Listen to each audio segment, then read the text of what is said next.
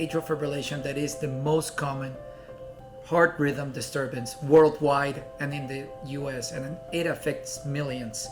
The problem with atrial fibrillation is that we should consider this serious because it's related to stroke, heart failure symptoms, and even early dementia if not treated on time. The symptoms that people can have with atrial fibrillation, they start to have palpitations or some flutters, some skip beats. I also have another group of patients that just feel tired, weak, fatigued, short of breath, dizzy, lightheadedness, sometimes some chest pain, and even some chest tightness. But it is important to say that 1/3 of those patients don't feel it at all. So we find them in routine colonoscopies, or when people are getting a knee replacement, they get an EKG and they found to be an atrial fibrillation. So if you have any symptoms, please seek help early so that we can start treatment.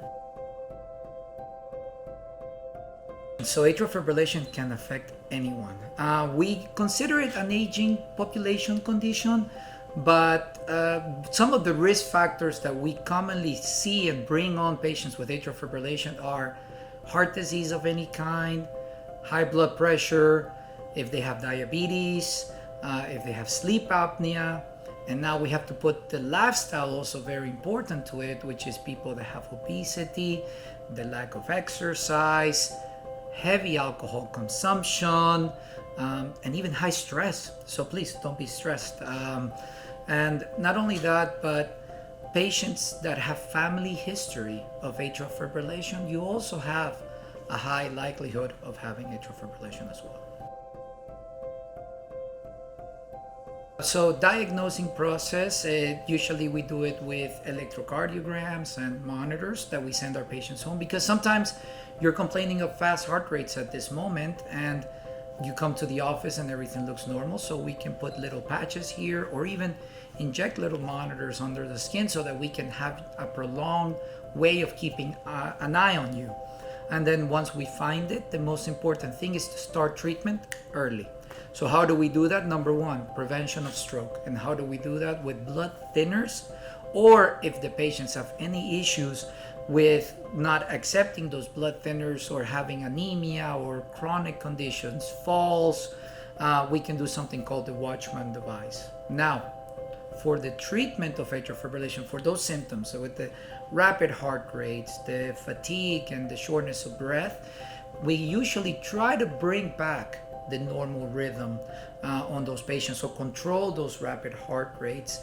We start with medications, but nowadays we have a great technology with what we call ablative therapies, which are minimally invasive procedures that help us restore that normal rhythm much better, and with our patients tolerating the procedures greatly. If you were to have any symptoms, or somebody you love and you know has skip beats or just feels tired or short of breath, please talk to your doctor.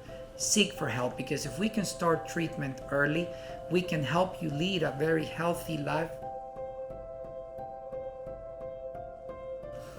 It doesn't go unsaid, and this is the most important part of our conversation today, is that atrial fibrillation is your body telling you that you are in overdrive. What does that mean? That when you start treating atrial fibrillation, I have to treat you as a whole.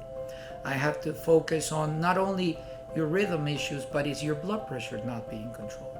Is your diabetes not being, well under control as well? Are you exercising regularly? Are you losing weight?